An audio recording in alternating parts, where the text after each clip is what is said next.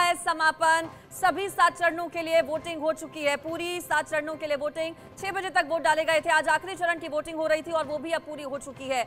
Overall जो voting percentage है वो थोड़ी देर में अभी सामने होगा।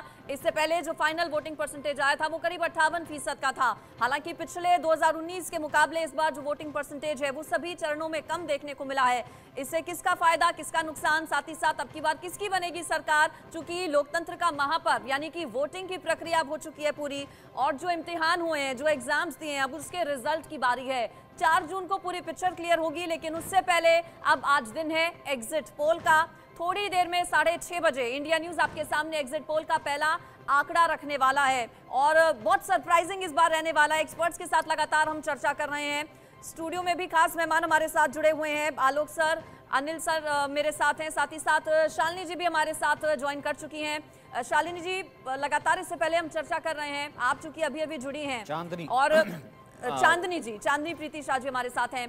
चांदनी प्रीति शाह जी, सरप्राइजिंग इस बार कुछ होने वाला है क्या आपको लगता है? चूंकि इससे पहले एक्सपर्ट जो हमारे साथ जुड़े हैं वो कह रहे हैं कि बहुत शॉकिंग इस बार हो सकता है जो नतीजे होंगे और एग्जिट पोल जो होगा।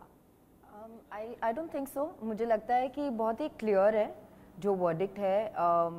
जो 2019 में हमने देखा, जो 2014 में हमने देखा, जो लास्ट 10 सालों से जिस तरीके से प्रोग्रेस हुआ है, डेवलपमेंट हुई है, जो ग्राउंड रिपोर्ट्स भी हम देख रहे हैं डिफरेंट न्यूज़ चैनल से, आपके माध्यम से, वो हमें बता रहे हैं, लोगों की जो भावनाएं हैं वो हमें दिखा रही है कि कहीं ना कहीं अभी भी ग्राउंड रियलिटी यही है कि बीजेपी एनडीए सरकार बनाएगी। सरप्राइज ये भी हो सकता है, ऐसा नहीं है कि सरप्राइज मैं उस सेंस में कह रही हूँ, सरप्राइज ये भी हो सकता है कि 400 पहुंच जाए बीजेपी। अब कुछ भी हो सकता है। जी बिल्कुल, मतलब मैं वही कह रही हूँ कि जो भी होगा एनडीए बीजेपी के लिए ही होगा। बनेगी तो उन्हीं की सरकार, 400 पार या 400 के अंदर, बट बनेगी उनकी ही सरकार। ठीक है आलोक सर, चांदनी जी को हमने सुना, थोड़ी देर का इंतजार और है।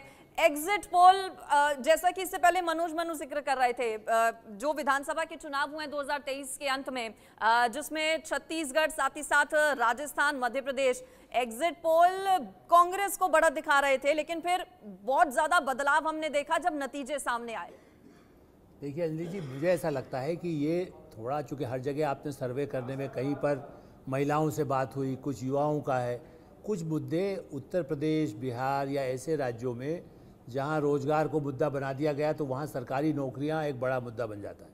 लेकिन जो लोग अपने स्वरोजगार पर गए, आदिवासी इलाके अपना काम करके करने लगे, बस्तर के इलाकों में आप देखिए पिछले छत्तीसगढ़ के चुनाव में हुआ, या आप देखेंगे कि कई बंगाल में है, कैसे परिवर्तन यदि हो रहा है, पूर्वोत्तर क्षेत्र है हमारा, असम में जो उस तरह की स्थितियाँ बनी हैं, तो आप ये देखिए कि उसका जो असर है वो इस चुनाव के परिणाम में सामने जाहिर होगा। क्योंकि लगता है कि उन राज्यों में जहाँ केवल सरकारी नौकरी जो इशू बनाया गया, महंगाई, देखिए दिल्ली में जो है, आप या कहीं किसी भी बड़े शहर में जाएंगे, उसके छोटे बस्तियों में जाकर के महंगाई वैसी नहीं मालूम पड़ती। वो कहता है, कई हमारे आपके संवाददाता आज भी सुबह में देख रहा था, वो कहते हैं अरे महंगाई तो है ही, महंगाई, हमारी आमदनी भी तो बढ़ी है, उसको लोग उस तरह से, चूँकि यहाँ जो चीज़ 10 रुपये में मिलती है गाँव में, वो दूसरी जगह जाके 40 रुपये में, किसानों को उतना फ़ायदा नहीं मिल पाया। तो किसानों का मुद्दा पंजाब में अलग है, मध्य प्रदेश में यदि उसको फ़ायदा मिला है तो उसको पूरा वोट मिल रहा है।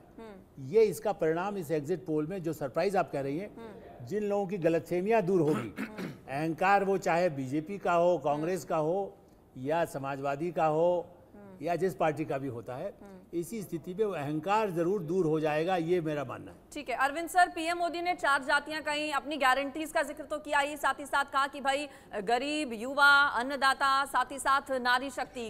क्या लगता है कि ये फैक्टर भी इंपॉर्टेंट है? क्योंकि उत्तर प्रदेश और बिहार की जब हम बात करते हैं तो मुस्लिम फैक्टर